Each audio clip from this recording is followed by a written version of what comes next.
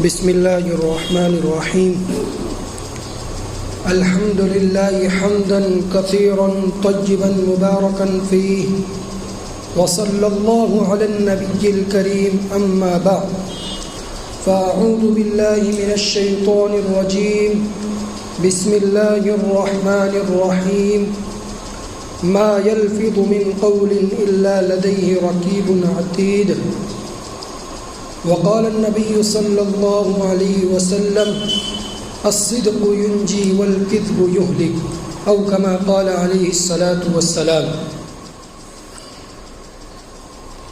محترم مصلیان کرام اور عزیز بزرگوں،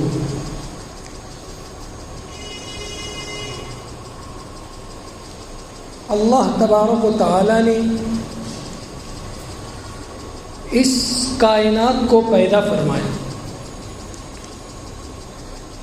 اور اس کائنات کو پیدا کرنے کے بعد اللہ تبارک و تعالی نے اس دنیا میں بے شمار مخلوقات پیدا فرمائی اور تمام مخلوقات میں انسان کو افضل مخلوق بنایا. انسان اشرف المخلوقات ہے، یعنی تمام مخلوقات میں انسان کو افضلیت حاصل ہے اور دنیا کی تمام مخلوقات انسان کے لیے خادم ہے، انسان مخدوم ہے. اور انسان کے لیے اللہ تبارک و تعالی نے مقصد بیان فرمایا وَمَا خَلَقْتُ الْجِنَّ وَالْإِنسَ إِلَّا لِيَعْبُدُونَ، کہ میں نے انسان اور جنات کو محض اپنی عبادت کے لیے پیدا فرمایا. تو انسان اس دنیا میں بے مقصد پیدا نہیں ہوا. قرآن کریم میں آتا ہے أَفَحَسِبْتُمْ أَنَّمَا خَلَقْنَاكُمْ عَبَثًا، کیا تم لوگ یہ گمان کرتے ہو کہ تم کو بیجا پیدا کر دیا گیا؟ تو بات ایسی نہیں ہے. اللہ تبارک و تعالیٰ نے جو ہمیں پیدا فرمایا ہے وہ دو خاص مقصد کے لیے پیدا فرمایا. ایک مقصد تو ہے حقوق اللہ کی ادائیگی اور دوسرا مقصد ہے حقوق العباد کی ادائیگی. حقوق اللہ کی ادائیگی میں اگر ہم غور کرتے ہیں تو دین کا صرف 25% حصہ ہمیں نظر آتا ہے. عبادات اس دین کے اندر صرف 25% ہے اور معاملات کا ایک بڑا حصہ 75% حصہ معاملات پر شامل ہے. تو معاملات یہ بہت اہم چیز ہے، اسے سیکھ کر اس پر عمل کر کر زندگی گزارنی چاہیے. تو اللہ تبارک و تعالی اس دنیا کو ہمارے لیے جنت بنا دے گا، لیکن یہ اس وقت ہوگا جب ہم معاملات کو سیکھیں گے اور اس پر عمل کر کر زندگی گزاریں گے. لقمان حکیم کے بارے میں آتا ہے کہ آپ بہت بڑے اللہ والے گزرے، بہت بڑے دانا اور بینا شخصیت تھے. قرآن کریم میں آتا ہے وَلَقَدْ آتَيْنَا لُقْمَانَ الْحِكْمَةَ أَنِ اشْكُرْ لِلَّهِ. علماء کرام لکھتے ہیں کہ حضرت لقمان کو اللہ تبارک و تعالیٰ نے نبوت اور حکمت دو چیزیں پیش کی. فرمایا کہ آپ جس کو منتخب کر لے وہ آپ کے لیے.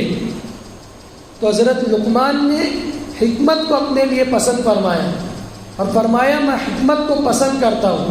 تو اللہ تبارک و تعالیٰ نے ان کو حکمت سے نوازا. وَلَقَدْ آتَيْنَا لُقْمَانَ الْحِكْمَةَ أَنِ اشْكُرْ لِلَّهِ. آپ کی زندگی میں آتا ہے کہ آپ کسی جگہ کام کرتے تھے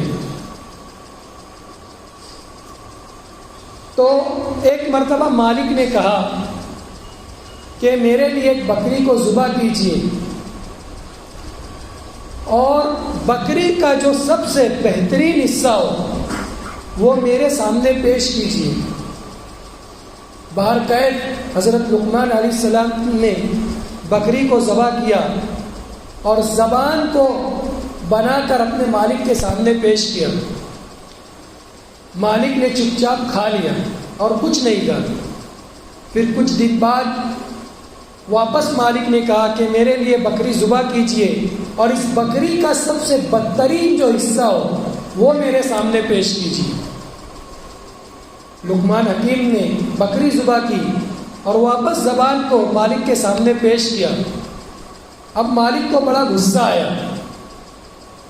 کہنے لگا میں نے تجھ کو جب کہا تھا کہ بکری کا سب سے عمدہ اور بہترین حصہ میرے سامنے پیش کر، تو تب بھی تو نے زبان پیش کی، اور میں نے کہا کہ بدترین حصہ پیش کر، تب بھی تو نے زبان پیش کی، کیا معاملہ ہے؟ تو اس وقت لقمان حکیم نے ایک حکمت والی بات پیش فرمائی۔ فرمایا میرے آقا، اگر یہ زبان کا صحیح استعمال ہو جائے تو یہ جسم کا سب سے بہترین حصہ ہے، اور اسی زبان کا اگر غلط استعمال ہو تو یہ جسم کا سب سے بدترین حصہ ہے۔ تو اللہ تبارک و تعالیٰ نے ان کو یہ حکمت دی تھی، حکمتوں سے نوازا تھا۔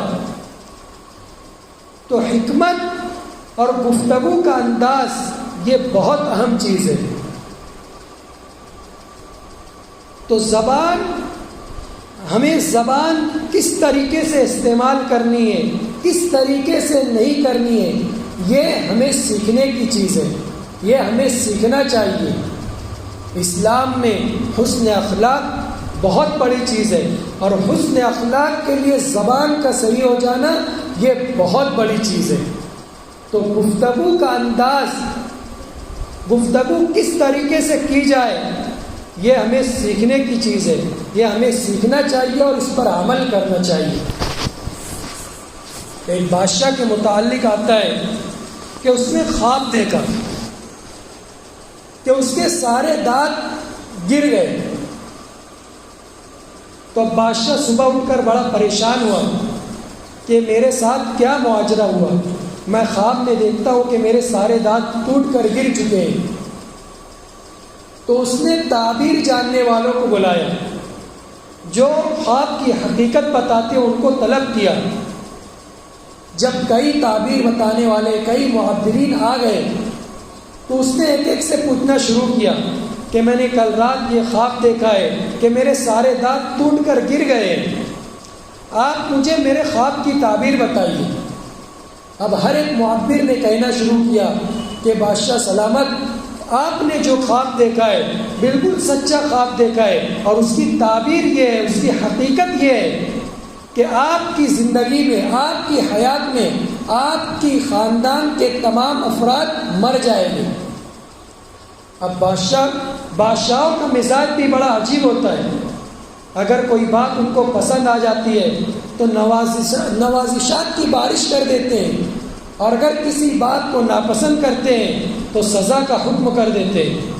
تو اب بادشاہ کو یہ بات سن کر بڑا غصہ آیا اور اس نے سزا کا اعلان کر دیا کہ اس معبرین کی گردن اڑا دی جائے۔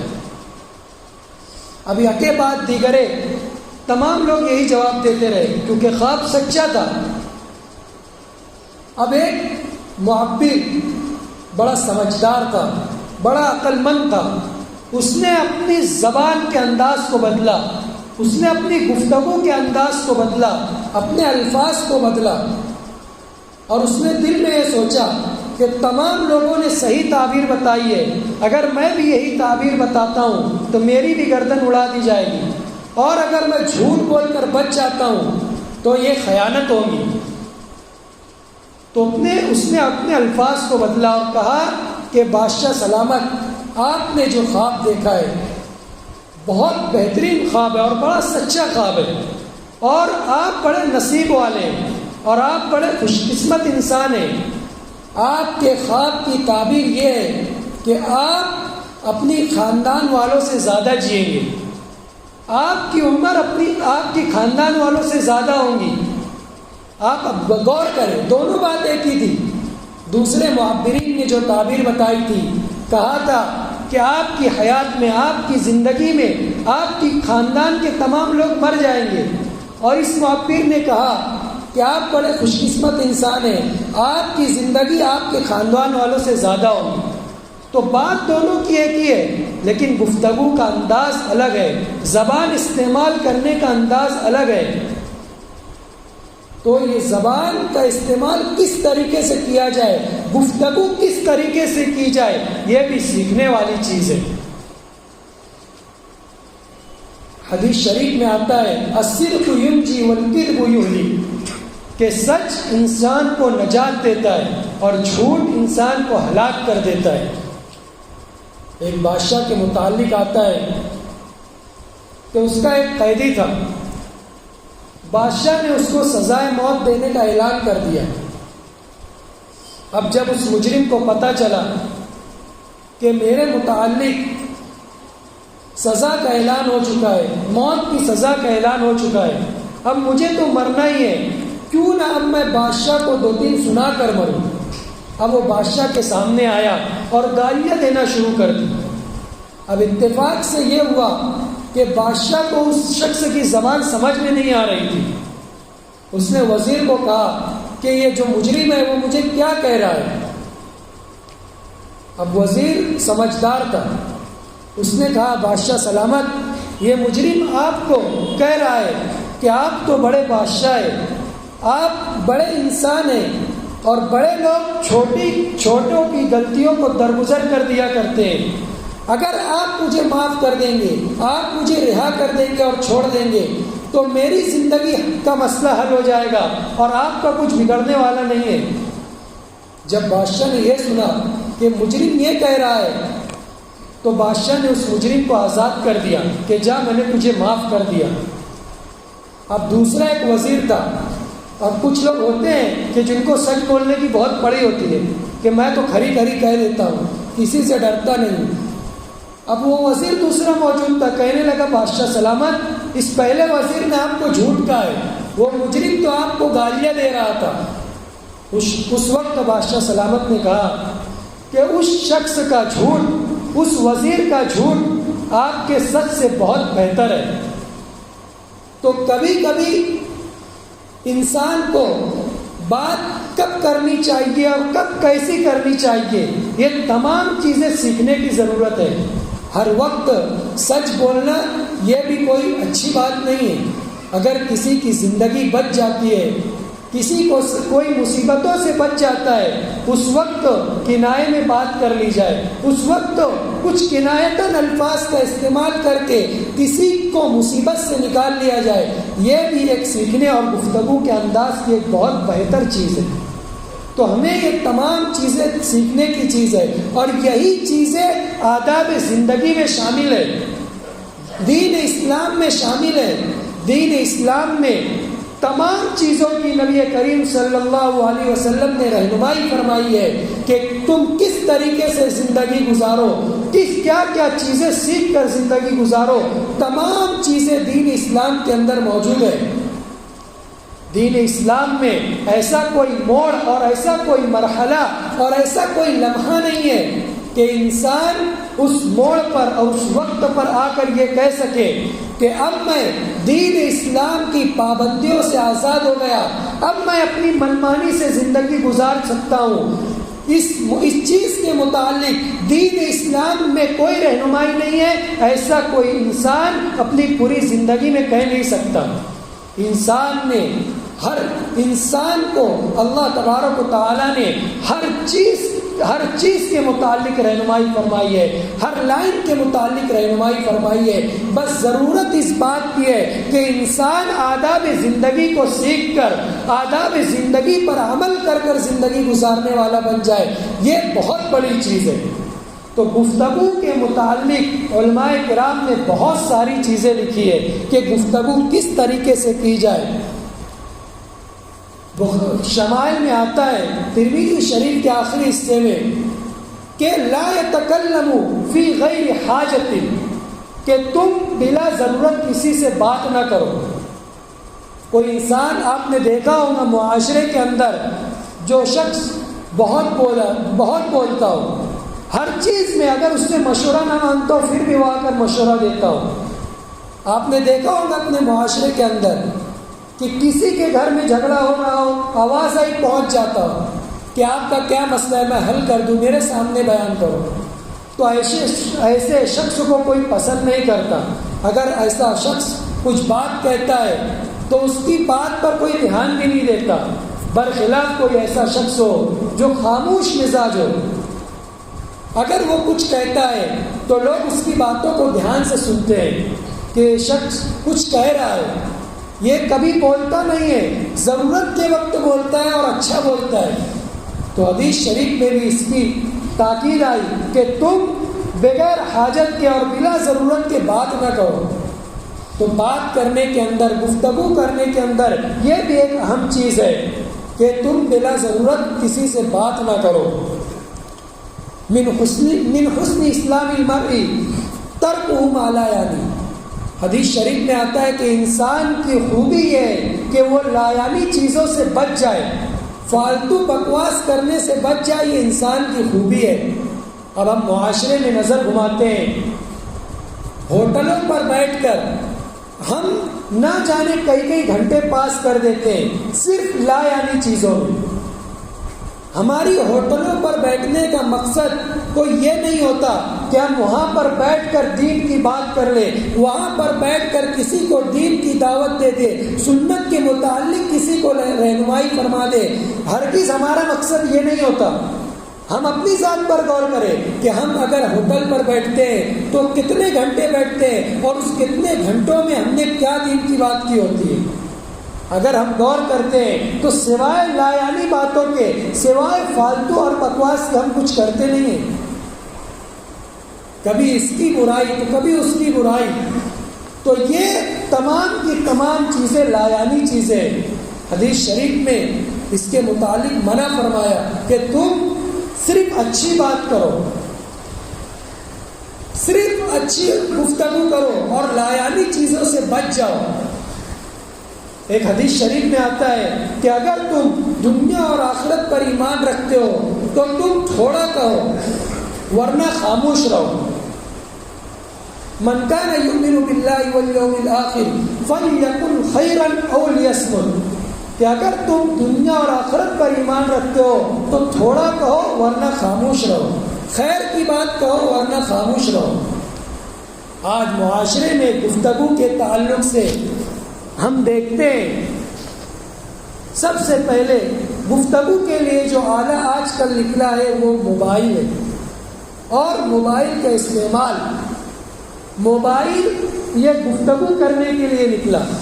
سب سے پہلے تو میں بتاتا چلوں کہ دین اسلام نے کبھی بھی کسی جدید ترین آلات کی یا جدید ترین ٹیکنالوجیوں کی، جدید ترین ترقیات کی کبھی مخالفت نہیں کی ہے. اگر کوئی ٹیکنالوجی دنیا کے اندر آتی ہے، کوئی جدید ترین آلات آتے ہیں تو دین اسلام نے کبھی اس کی مخالفت نہیں کی، بلکہ دین اسلام نے اس کے متعلق رہنمائی فرمائی کہ یہ جدید ترین چیزیں جو آج کل ایجاد ہو رہی ہے، اسلام میں اس کے استعمال کا طریقہ کیا ہے، اسلام میں اس کی رہنمائی کیا ہے. تو آج ہم دیکھتے ہیں ہر شخص کے جیب میں موبائل ہے، ہر گھر کی ضرورت موبائل بن چکی ہے. ہر کوئی شخص اپنے جیب میں موبائل فون رکھتا ہے، لیکن اس کے استعمال کے طریقے کے لیے کبھی بھی کسی نے اسلام کی رہنمائی حاصل نہیں کی. اسلام موبائل فون کے بھی آداب بتلاتا ہے. کتابوں میں آتا ہے کہ جس طریقے سے انسان کو عام گفتگو کرنا چاہیے، جس طریقے سے انسان کو عام ملاقات کرنی چاہیے، اسی طرح موبائل کا استعمال بھی ہونا چاہیے، موبائل پر گفتگو اور ملاقات بھی ہونی چاہیے. تو سب سے پہلے دین اسلام نے رہنمائی فرمائی، اگر تم کسی کو فون کرتے ہو تو سب سے پہلے تمہارا یہ کلام ہو السلام علیکم ورحمۃ اللہ وبرکاتہ. مشکاۃ شریف کی روایت ہے، نبی کریم صلی اللہ علیہ وسلم نے فرمایا السلام قبل الکلام، کہ تم بات چیت کرنے سے پہلے سب سے پہلے سلام کرو. اب ہم غور کریں، ہم اگر کسی کو فون کرتے ہیں، کسی کو کال ملاتے ہیں تو سب سے پہلے ہم جملہ استعمال کرتے ہیں ہیلو کا. اب ہیلو کہنے کے اندر ہمارا کچھ فائدہ ہے؟ ہم غور کریں. ایک الفاظ ہے ہیلو، عربی زبان انگلش زبان کا الفاظ، انگریزی، اس کا ترجمہ ہے کہ آپ کو توجہ ہو جاؤ. ہیلو کا ترجمہ ہے آپ کو توجہ ہو جاؤ. اب ہم نے کسی کو فون کیا اور کہا ہیلو، اب ایک الفاظ کہنے پر ہمارا کوئی فائدہ نہیں ہے. اسلام نے کیا رہنمائی فرمائی کہ جب تم کسی سے بات کرنے لگو تو سب سے پہلے کہو السلام علیکم ورحمۃ اللہ وبرکاتہ. اب ہم نے ایک طرف ہیلو کہا اور ایک طرف ہم نے سلام کیا، تو ہیلو کہنے سے ہمارا کوئی فائدہ نہیں ہے. اس کے بالمقابل ہم نے سلام کیا تو حدیث شریف میں آتا ہے کہ سلام کرنے پر بھی تم کو نیکی ہے. ابو داؤد شریف کی روایت ہے، نبی کریم صلی اللہ علیہ وسلم ایک مجلس پہ بیٹھے ہوئے ہیں، ایک صحابی آئے، فرمایا السلام علیکم. نبی کریم صلی اللہ علیہ وسلم نے فرمایا 10. اس کے بعد دوسرے صحابی آئے، فرمایا السلام علیکم ورحمۃ اللہ. نبی کریم صلی اللہ علیہ وسلم نے فرمایا 20. اس کے بعد تیسرے صحابی آئے، فرمایا السلام علیکم ورحمۃ اللہ وبرکاتہ. نبی کریم صلی اللہ علیہ وسلم نے فرمایا 30. صحابہ بیٹھے ہوئے تھے، فرمایا نبی کریم صلی اللہ علیہ وسلم کیا معاجرہ ہے؟ تو اس وقت نبی کریم صلی اللہ علیہ وسلم نے ارشاد فرمایا، پہلے صحابی آئے، انہوں نے سلامتی کی دعا دی تو اللہ تبارک و تعالیٰ نے اس شخص کو 10 نیکیاں دی. اس کے بعد دوسرے صحابی آئے، انہوں نے سلام کے ساتھ رحمت کا اضافہ کیا، اللہ تبارک و تعالیٰ نے ان کو 20 نیکیاں دی. تیسرے صحابی آئے، انہوں نے سلام کے ساتھ اور رحمت کے ساتھ برکت کا بھی اضافہ کیا، اللہ تبارک و تعالیٰ نے ان کو 30 نیکیاں دی. تو دین اسلام میں ہر چیز کی رہنمائی موجود ہے. اگر ہم کسی کو فون کرتے ہیں تو ہم ہیلو کی بجائے سب سے پہلے اس کو سلام کریں. ہیلو کہنے سے ہماری ذات کا کوئی فائدہ نہیں ہے. دین اسلام پر عمل کر اگر ہم سلام کرتے ہیں، نبی کریم صلی اللہ علیہ وسلم کی تعلیمات پر عمل کر اگر ہم سلام کرتے ہیں تو اللہ تبارک و تعالیٰ کی طرف سے ہمیں 30 نیکیاں ملتی ہیں. تو اسلام نے اس کی بھی رہنمائی فرمائی. دوسری رہنمائی فرمائی کہ اگر ہم کسی کو کال کریں، سلام کے بعد سب سے پہلے ہمارا کام یہ ہونا چاہیے کہ ہم اپنا تعارف کرائیں کہ آپ کون بول رہے. ہوتا یہ ہے کہ ہم نے کسی کو فون کیا اور ہم نے ڈائریکٹ پوچھنا شروع کر دیا کہ فلاں کا کیا ہوا، میرا بچہ آپ کے اسکول میں پڑھتا ہے، اس کا کیا ہوا. ہم نے تعارف کرایا ہی نہیں. اب سامنے والا پریشان ہو جاتا ہے کہ کون شخص ہے کہ فون کر کے ڈائریکٹ مجھے یہ کہنے لگا ہو کہ اس کا کیا ہوا، اس کا کیا ہوا. تو سامنے والے کو پریشان کرنا دین اسلام نے اس سے منع فرمایا. سب سے پہلے بیان کیا کہ تم اگر کسی کو فون لگاتے ہو تو سب سے پہلے اپنا تعارف کرو کہ السلام علیکم ورحمۃ اللہ وبرکاتہ، میں فلاں شخص بول رہا ہوں، یا میں آپ کے شاگرد کا والد صاحب بول رہا ہوں، فلاں نام ہے، میں اس کا والد بول رہا ہوں، میرا بچہ آپ کے اسکول میں، آپ کے مدرسے میں ہے، وہ اچھی سے پڑھتا ہے یا نہیں پڑھتا، کیا شکایت ہے اس کی. یہ انداز ہونا چاہیے کہ سب سے پہلے سلام کے بعد ہم تعارف کرائیں. ورنہ تو ہوتا یہ، ہمارے دوست تھے، ساتھی ساتھ میں پڑے ہوئے، ایک مرتبہ استاد کو انہوں نے فون لگایا، نہیں استاد نے اس شاگردوں کو فون لگایا. اب ہوا یہ کہ اس استاد نے اپنا تعارف نہیں کہا، آصف نام تھا ہمارے استاد کا. اب انہوں نے فون لگایا اور ڈائریکٹ کہا کہ میں آصف بول رہا ہوں. تو اس نے کہا کون آصف ہے، کوئی کال کرنے کا وقت ہے، دکھتا نہیں ہے، نماز کا وقت ہے. اس نے کہنا شروع کر دیا. اب استاد صاحب نے کہا کہ میں آپ کو استاد آصف کہہ رہا ہوں. اب اس کو پشیمانی ہوئی. تو یہ ایسا ہوتا ہے، کبھی کبھی شخصیت کا اندازہ نہیں ہوتا کہ سامنے کون سا شخص ہے، سامنے کتنی بڑی شخصیت ہے، باعزت شخصیت ہے. تو سب سے پہلے ہمارا کام یہ ہونا چاہیے کہ سب سلام کے بعد اپنا تعارف کرائیں. اور تعارف کرانے کے بعد اگر ہمیں لمبی گفتگو کرنا ہو تو ہم سب سے پہلے اجازت لے لیں کہ مجھے کچھ تفصیلی گفتگو کرنا ہے. اگر آپ اجازت دیں تو میں کال پر کر لیتا ہوں، ورنہ میں کسی دوسرے وقت میں آپ کو کال کرتا ہوں. تو تو ہم تعارف کے بعد سب سے پہلے اجازت لیں کہ ہمیں کچھ تفصیلی گفتگو کرنا ہے. یہ بھی گفتگو کے آداب میں سے. ورنہ ہوتا یہ ہے کہ سامنے والے کے پاس وقت نہیں ہوتا اور ہماری گفتگو ختم نہیں ہوتی اور سامنے والا شخص پریشان ہوتا ہے, کسی کام پر اس کو جانا ہوتا ہے یا نماز کے لیے جانا ہوتا ہے اور یہ اپنی گفتگو ختم کرنے کے لیے تیار نہیں. تو سب سے پہلے ہم سلام کریں, اس کے بعد اپنا تعارف کرائے, اور اگر لمبی گفتگو کرنا ہو تو ہم پہلے اجازت لے لیں.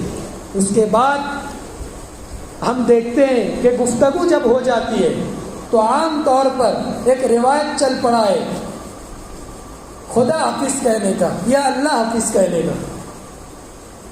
جب ہم فون رکھتے ہیں, اور عموماً یہ رواج عورتوں کے اندر پایا جاتا ہے کہ جب بھی وہ فون رکھتے ہیں تو خدا حافظ اللہ حافظ کہتے ہیں.